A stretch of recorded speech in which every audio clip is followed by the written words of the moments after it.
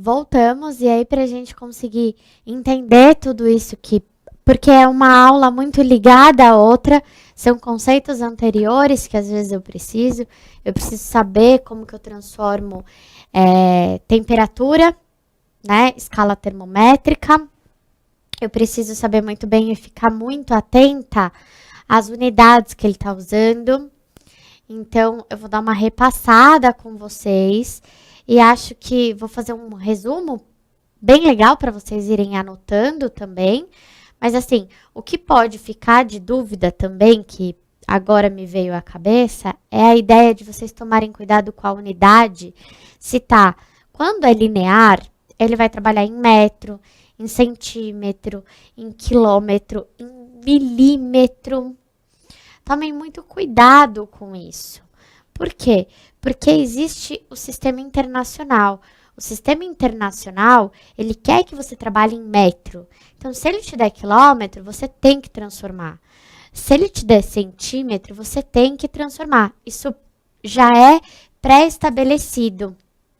Então, a gente vai fazer um resumo disso e se atentar ao tipo de unidade que eu tenho. E quando eu estou falando da dilatação volumétrica, então, quando eu falei da superficial, metro quadrado, e da volumétrica, se atentar para se está em litro ou se está em metro cúbico, que eu também vou deixar uma observação para vocês sobre isso. Então, vem cá para a câmera documento que a gente vai começar a organizar as nossas ideias do que a gente teve hoje. Bom, o que a gente aprendeu? Primeiro, a gente aprendeu a conduzir como que propaga o calor, certo? Então, eu posso propagar o calor de 3 formas. Ok. Eu vou propagar o calor por condução. Eu vou passar rápido isso, porque eu até já fiz um certo resumo. Condução, convecção e irradiação. E aqui eu entendi como que está propagando o calor. Então, vou anotar aqui. Propagação de calor. Eu sempre acho que uma das coisas mais importantes para vocês conseguirem resolver os exercícios e entender física de verdade é entender conceito. Se pergunta a hora que não está entendendo um conceito. Ah, tá, eu entendi que é condução, mas será que eu entendi a hora que a professora falou sobre colisão? Será que eu lembro sobre impulso, sobre quantidade de movimento? Então, essa parte e tomar muito cuidado às unidades. Quando a gente estava falando disso, vale a pena a gente falar sobre fluxo de calor, né? É o momento que ele pode pedir alguma fórmula, em que aqui a gente tem quem? A gente tem a lei de Fourier. E a lei de Fourier, ela fala assim para mim. Então, lei de... Aqui eu vou tomar cuidado para não errar o nome dele, mas pode ser que eu coloque um R a menos. A minha memória me diz que é com um R só. Vocês podem me dizer se é com um ou com dois e me corrigir sem problema algum. E aí, o que eu sei sobre fluxo de calor? Que eu vou fazer que é assim. Bom, fluxo de calor, ideia básica é quantidade de calor por tempo. Isso eu entendi, Alessandra. E eu até falei para vocês que eu tenho uma haste, eu tenho uma superfície, vou fazer um corte e aqui vai estar a minha área, certo? Sempre a área transversal que a gente tem. Pode ser A, pode ser S, lembrar que é área. Ok. E aí, o que eu preciso saber? Eu preciso saber que o fluxo de calor é igual a quê? É igual à condutividade térmica do material. Eu chamei de H ou eu chamei de K. Num dos slides eu coloquei K, no outro slide eu coloquei H. É só para vocês lembrarem sempre que vai do exercício. E ele vai... Como chama isso? Condutividade térmica. Quem tem uma condutividade térmica boa, elevada? O metal. Metais têm condutividade térmica elevada. E, por exemplo, a baquelite, que eu dei de exemplo, tem uma baixa condutividade térmica. Vezes quem? Vezes a área. E aí, aqui, a temperatura sempre do quente para o frio. Ah, a gente já discutiu isso em outra aula, né, Alessandra? Que você sempre falou que o calor, eu até vou colocar aqui novamente para vocês, ó. O calor, o fluxo do calor, a gente aprendeu isso. É sempre do quente para o frio. Nunca algo que é frio passa calor para o quente. Algo que é frio ganha calor do quente, certo? E aí, a outra coisa que me importa é o comprimento, certo? Comprimento.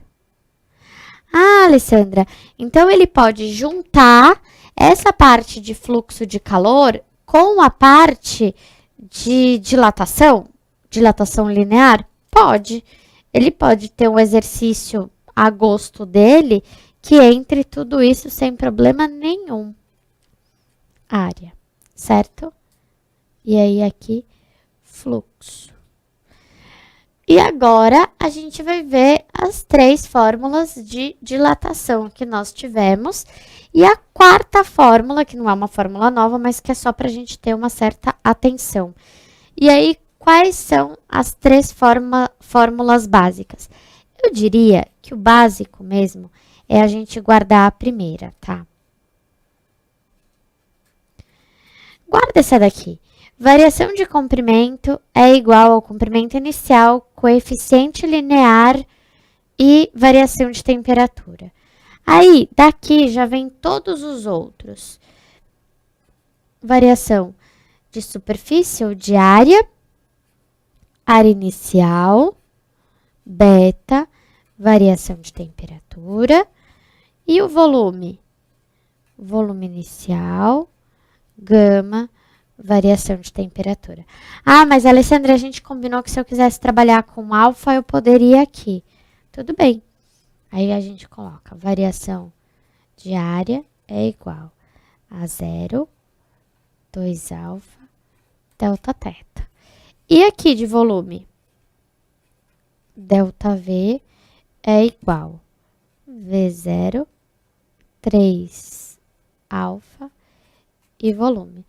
E aí, qual foi a observação que a gente tem para quando entra a dilatação de líquidos? Então, vamos lá.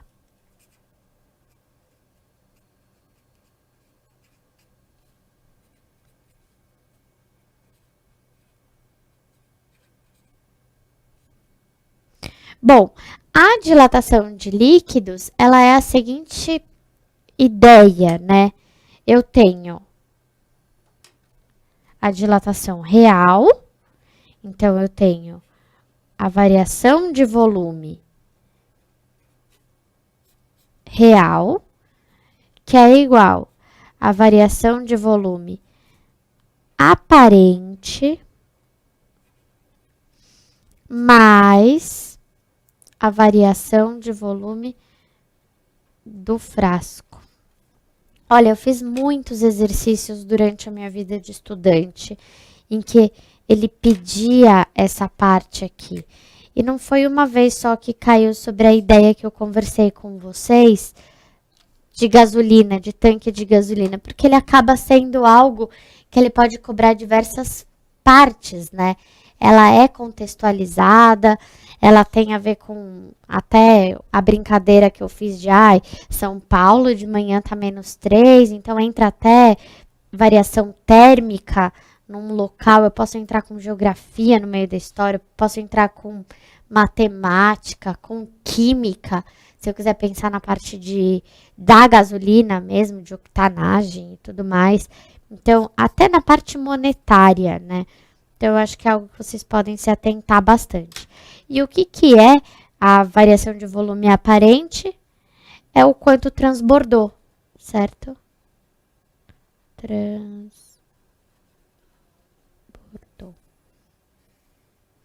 E a do frasco, eu sou obrigada a lembrar desta fórmula aqui. Ou melhor, vou pôr essa daqui, tá? V0, gama, delta teta, certo?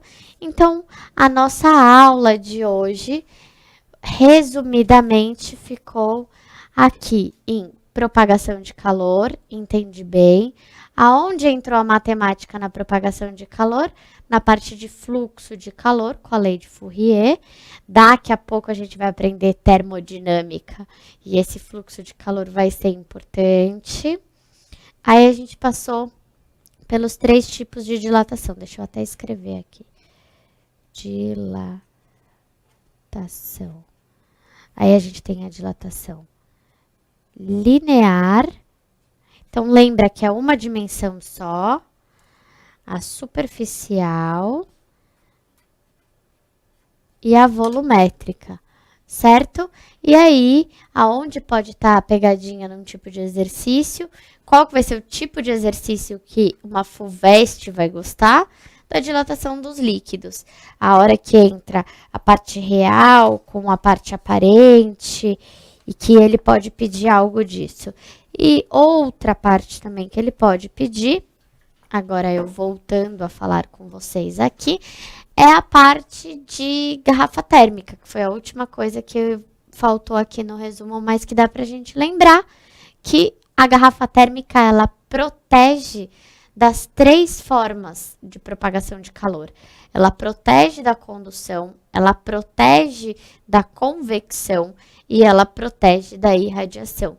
Se eu quiser proteger algo de condução, eu vou pensar no vácuo. Ou eu vou pensar em materiais que sejam de baixa condutibilidade térmica. O H que a gente tem na nossa fórmula de fluxo de calor, né? E se eu quiser proteger algo da irradiação, eu tenho que pensar em algo que barre as ondas infravermelhas, principalmente. Que foi o exemplo que eu dei, que a gente sempre lembra do quente como o vermelho. Então, que barre as ondas infravermelhas, principalmente. E aí, de que jeito a gente tem um bloqueio com isso? Colocando uma superfície espelhada, porque ela vai bater, ela é onda, a gente já estudou que ela reflete, certo? E eu volto no próximo bloco.